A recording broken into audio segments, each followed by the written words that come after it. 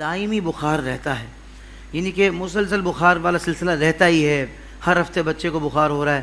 تو بچوں میں بالخصوص یہ شکایت عام ہوتی ہے، تو میں چاہوں گا اس حوالے سے بھی کوئی وظیفہ یا کوئی حل ارشاد فرما دیں۔ بسم اللہ الرحمن الرحیم، اہدنا الصراط المستقیم، صدق اللہ العظیم۔ دائمی بخار، سب سے پہلی بات یہ یاد رکھیں، اکثر اس میں ایسا ہوتا ہے کہ یہ روحانی مسئلہ نہیں ہوتا ہے۔ اچھا جی، کبھی ہوتا ہے کہ نظر بد لگ جاتی ہے، کوئی روحانی مسئلہ ہوتا ہے، لیکن اکثر اوقات یہ روحانی مسئلہ نہیں ہوتا ہے، بلکہ ہوتا یہ کہ ملٹی وائٹامنس یا وائٹامنس ڈی یا کیلشیم کی کمی ہوتی ہے، تو جس کی وجہ سے بخار آنا شروع ہو جاتا ہے۔ اچھا قبل آپ نے دیکھا ہوگا کہ ڈاکٹرز اکثر یہ کہتے ہوئے نظر آتے ہیں کہ انفیکشن ہو گیا ہے۔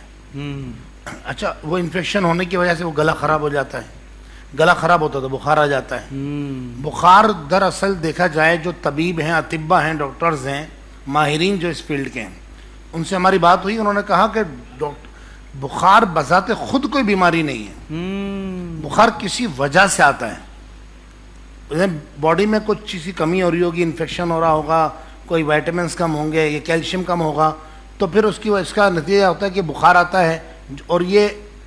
انڈیکیشن ہوتا ہے اس بات کا کہ جسم میں کوئی کمی آ رہی ہے، اس کمی کو پورا کیا جائے۔ پچھلے دنوں ہمارے ایک دوست تھے، ان کے ہاں بچے کی ولادت ہوئی، بیٹے کی، سو بار بار بخار چڑھ جاتا تھا، تو انہوں نے استخارہ بھی کیا، نماز والا استخارہ کیا کہ کوئی کچھ بولتا، کوئی کچھ بولتا، تو میں نے ان کو بولا آپ ایک مرتبہ ٹیسٹ وغیرہ کروا کے دیکھیں، تو استخارے میں کچھ نہیں آیا نماز کے، بیماری ہی آ رہی تھی، تو جب ان کو ٹیسٹ کروایا انہیں پتہ پڑا تو کیلشیم کی کمی ہے، تو کیلشیم کے انہوں نے ڈوز دیے ڈاکٹرز نے، الحمدللہ بچہ سیٹ ہو گیا۔ تو پہلی بات تو یہ بہت اچھے۔ اب خیر یہ تو بعض اوقات ایسا ہوتا ہے کہ ڈاکٹرز بول رہے ہوتے ہیں کہ بھائی ملٹی وائٹامنس کم ہے، اب دوائی بھی ملٹی وائٹامنس لے رہا بندہ، لیکن پھر بھی اس کے باوجود بخار نہیں ٹوٹ رہا ہے۔ جی، رپورٹس بول رہی ہیں کہ کیلشیم کی کمی ہے، کیلشیم کی دوائی بھی لے رہے کہ کیلشیم پورا نہیں ہو رہا ہے، تو اب کیا کریں؟ کیا اس میں اب سوال یہ پیدا ہوتا ہے کیا اللہ کے کلام میں اس کا کوئی علاج ہے؟ بالکل ہے، دو علاج۔ واہ واہ واہ۔ پہلا علاج تو یہ ہے کہ ہر نماز کے بعد سورۃ الانبیاء کی آیت نمبر 69، مشہور معروف آیت ہے، اکثر لوگوں کو یاد ہوتی ہے، قلنا یا نار کونی بردا وسلاما علی ابراہیم۔ اس آیت مبارکہ کو ہر نماز کے بعد صرف 19 بار پڑھیں اور پانی پہ دم کر کے پی لیں۔ دوسرا طریقہ یہ ہے کہ اللہ کا ایک نام ہے، یہ دوسرا طریقہ ہے، ایک نام ہے اللہ کا، آپ کوئی قرآن کی آیت نہیں پڑھ سکتا، بعض اوقات لوگ بولتے ہیں ہمیں قرآن پڑھنا نہیں آتا ہے، مریض کہتا ہے میں نہیں پڑھ سکتا، تو جو دوسرا طریقہ ہے اس کے پھر دو طریقے ہیں۔ اچھا، اس کا طریقہ کیا ہے؟ اللہ کا ایک نام ہے یا غفور، جی، غین فا واو را، یا غفور، اس کو 3 بار کسی بھی کاغذ پہ لکھ لیں، چاہے تو پلیٹ پر لکھ لیں، چینی کی پلیٹ، جو مٹی کی پلیٹ پرانے زمانے میں ہوتی تھی، اب بھی ملتی ہے، جی، یا غفور 3 مرتبہ لکھ لیں، زعفرانی رنگ سے، زردے کے رنگ سے یا زعفران سے لکھ لیں،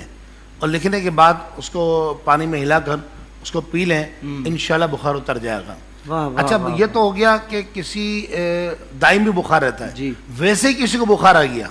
موسم کی تبدیلی کی وجہ سے بھی آ جاتا ہے، تو اس کے لیے بہترین عمل یہ ہے کہ بسم اللہ الرحمن الرحیم لکھے اور 3 مرتبہ یا غفور یا غفور یا غفور یہ لکھے۔